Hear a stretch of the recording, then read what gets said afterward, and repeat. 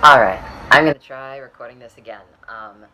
I don't know what's causing the audio problem, but I have noticed that when I tend to speak at a consistent volume for just sort of a consistent amount without long pauses or breaks between words or sentences, that tends to take care of some of the problem. So I'm going to try to do that to the best of my ability, and I apologize in advance for any sirens or mariachi music that happens to come in the background.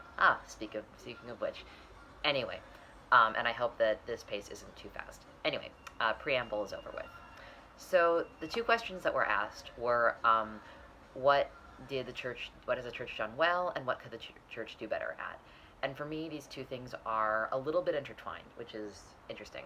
Um, so I really felt growing up, like, especially looking back, one of the things the church did really well is just that, LGBTQ people there are LGBTQ people in our congregation. They're in our congregation. They have an important place there, and for the first like 10 years of my life, I had a lesbian pastor, and that's really amazing. Like the fact that the church, that the UCC and our church specifically is dedicated to not only being open and affirming, but that LGBTQ people who are UCC Christian feel comfortable coming to our church. To me, that signals that there's a lot of things that we've done really well, and I think that that's just good on the church, especially given that LGBTQ people have a lot of leadership positions within the church.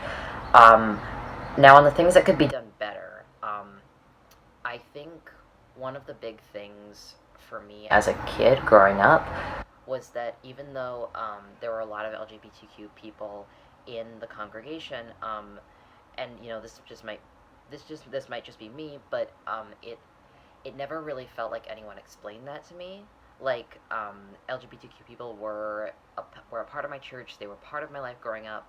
No one ever told me that they were romantic partners. No one ever told me Pastor Joan was a lesbian. And I think that may have come out of sort of the idea circulating back then of like, oh, well, it shouldn't be a big thing. It should just be people being able to exist. And of course, that's absolutely valid.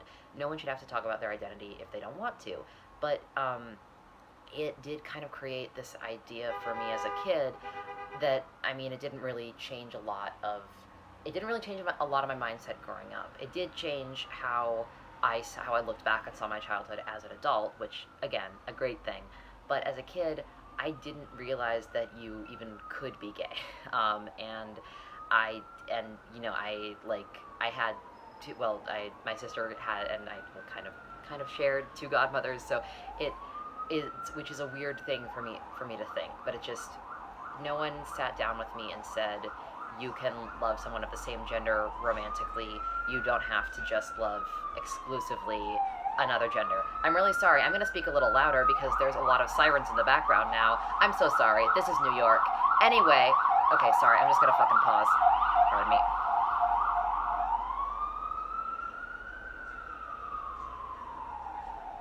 Okay, siren has passed, and I'm going to hope this brings me back up to normal speaking volume. Anyway, um, and I think it would have done me a lot of good as a kid. I think it could do the church a lot of good now if there was more of a focus on celebration of these gender identities and sexualities, and specifically pointing out what might be interpreted as LGBTQ in the Bible.